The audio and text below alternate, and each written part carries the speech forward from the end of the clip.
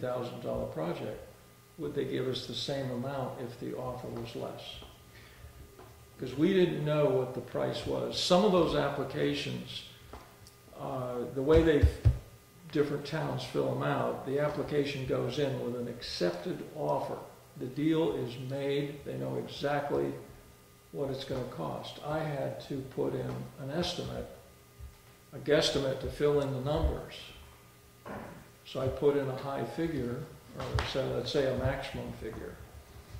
So I don't know how L-chip would be affected, but all this is just going to go into the wash machine and churn around, and we'll see what comes out. You know. Well, I've tried to strike this position at the selectmen's meeting, and I'm not sure if anybody understood.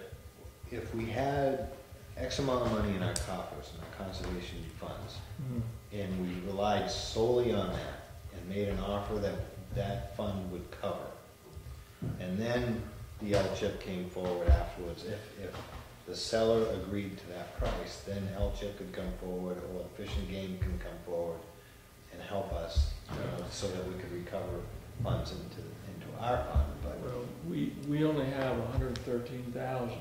So let's say we offered them 113. There's no reason why Fish and Game can't still come forward with the 85. Right.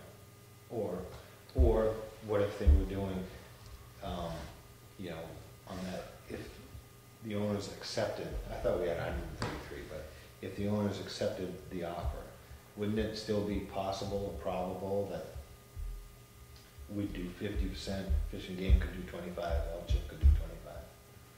Just percentage-wise. Right. Yeah. It's just the only thing is that I'm concerned about is Fish and Game made a commitment without any idea of how much we were going to offer. They said, we're going to offer you $85,000 plus the 15 to monitor. So they didn't have any idea what we would offer. But when the application went into L-chip, I had to put down figures. If you change those figures, does it change? You know, are they going to say, well, we'll give you 25, and then we say, well, we have a deal for less? Are they going to come back and say, well, we're only going to give you 15? Wouldn't that help everybody in the long run?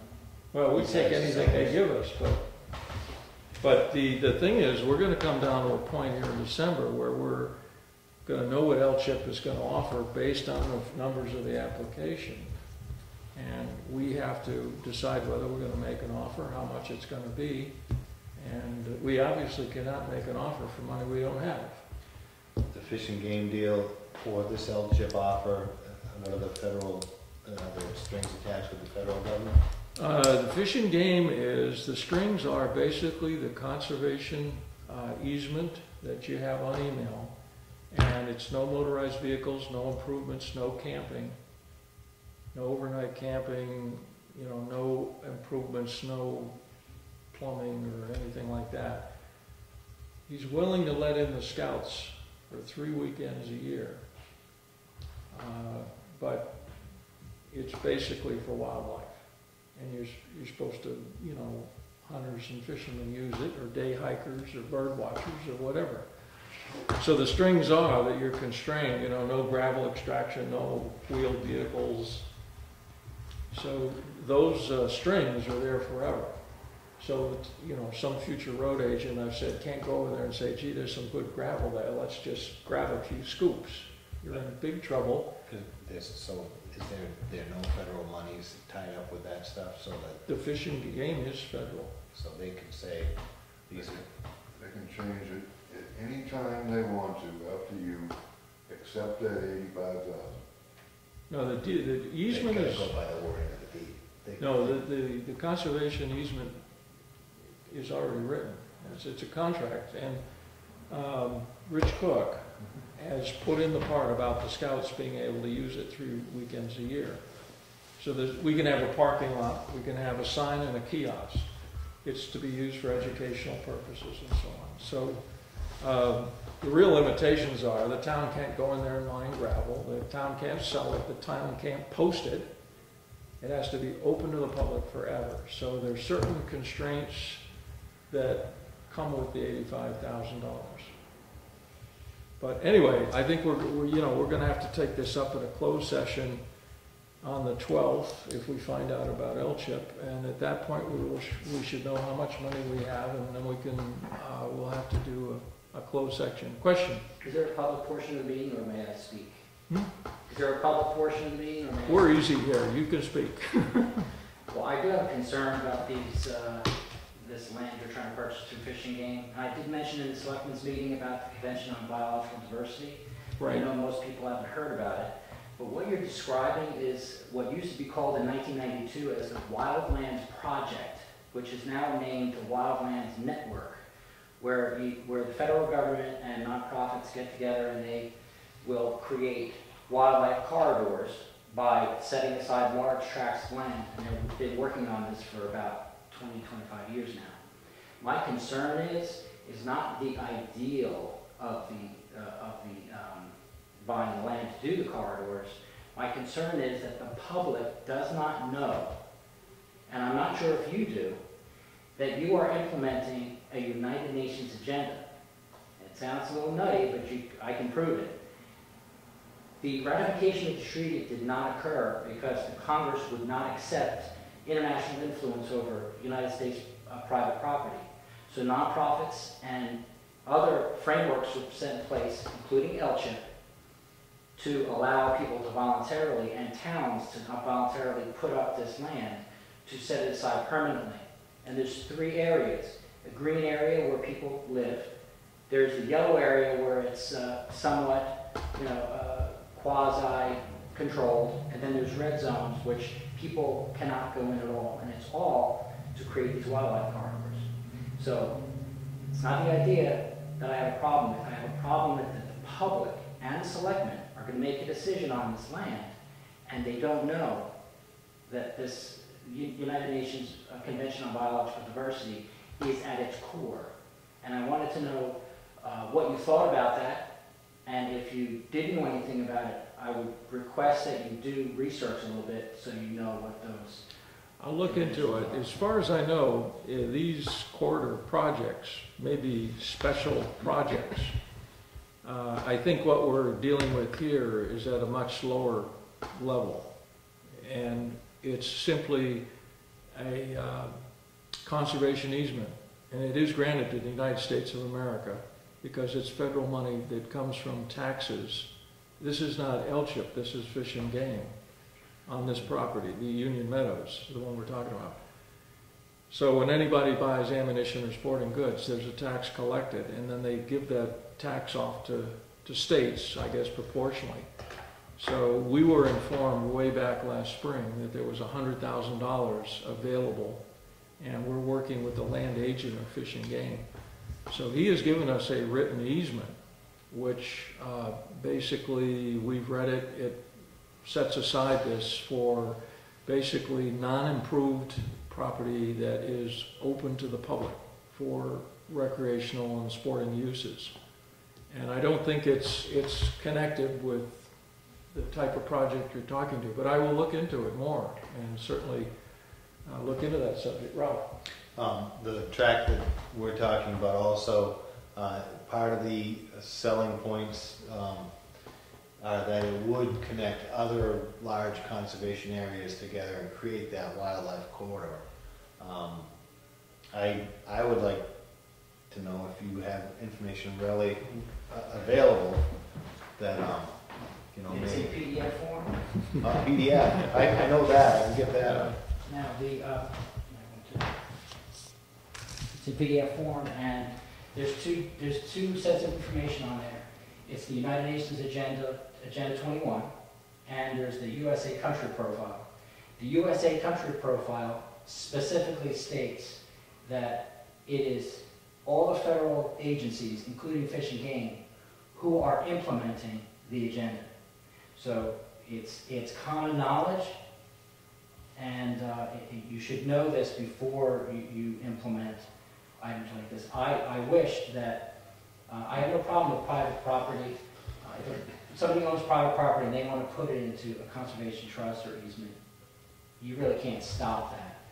But I wish, even people that do put it in conservation trust, I still don't think they know that these documents exist. This property at the present isn't connected to any corridors It is an isolated property. It's actually kind of a dead end. You go down to the water and it ends. We realized that game animals do like corridors, and we, over the last decade, as a Conservation Commission, have bought the south side, either outright or through easements. So we have 3 parcels on the south side of Union Meadows, and I know someday we want to link them together, but this is just a private, at this table, Conservation Commission of a small town putting these pieces together. So, you know, as to some overall global scheme, I'll look at these materials, but I can't say. Wasn't there a piece above that? Above the Union Meadows? There's a small piece above it, yeah. Well, no, wasn't there a larger piece? Maybe it goes into Ossipee? No, it goes into The Brookfield. map that you It showed, goes into Brookfield over Moose Mountain. Yeah. There's a huge amount, basically, which is the slopes of Moose Mountain and Copper Crown. And they're actually working on a little piece on the yellow spots. Yeah. Yeah. So when you look at the map of existing conservation lands here in Wakefield, you can see that some is to the north and west of this parcel. And if this parcel is obtained. but now, as you just said, this trust is in the United States of America's name. Do we really want to give up control of our land to the federal government? Can anyone show anything that the federal government has done, say, in the last 40 or 50 years that would warrant giving up control? Because that's feasibly what we're doing here. We're forever giving up control of this land to the federal government. And when someone says, well, it's all in writing, if the federal government wants to do something one day and they want to do a different thing the next day, who is above the federal government? The town of Wakefield's not going to go to the federal government. Hey, you said we could walk on this land. You know, that scares me a little. When you really, I mean, they have everything they touch is, you know. But even if they don't have an easement on the property, they could come up with the government could come up with some rule to take it from us if they felt the need. But that's the point. But why just, you know, voluntarily hand it over to them? We're getting compensation for it. Well, I think it would be better for the town to put a warrant article out for $85,000 and we'll control our own land. Why do we just want to give the control of our land here in the town of Wakefield for $85,000, control of it away forever? I don't think it's worth $85,000. So there's something in the wording of the easement that you dislike? Yeah, that the United States of America is taking control of that parcel. I don't think They're limiting the use of the parcel. Yeah. They're not owning the parcel. But they have control. They have a limited control. They have control. They actually It's written down what control they get. would. But they could change that the day after. And they can take it from us tomorrow. And who can say they can't? The only thing I would say, I know I agree with you about the government and how sometimes they can really muck things up. Right. But I'll say one thing, it still is a democracy. And there are many examples where one lawyer has gone up against the government and won. And if anything onerous would come down the road as to the use of this property in the future, it's still possible in the court system for, you know, one single lawyer. They make movies out of these stories, but one single lawyer sometimes can defeat large corporations or even the government when they're right.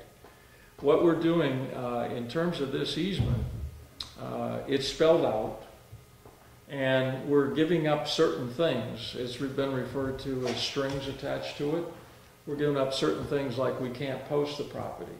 But there's other things that we may not really want someone in the town to do, because, you know, town is town government, which is just another form of government. For instance, I've used the example that if some future road agent wanted to go in and mine the gravel, you know, for sanding and salting the roads, you can't do it. It's prohibited in the conservation easement. So in some ways, the easement would protect the property from the town government.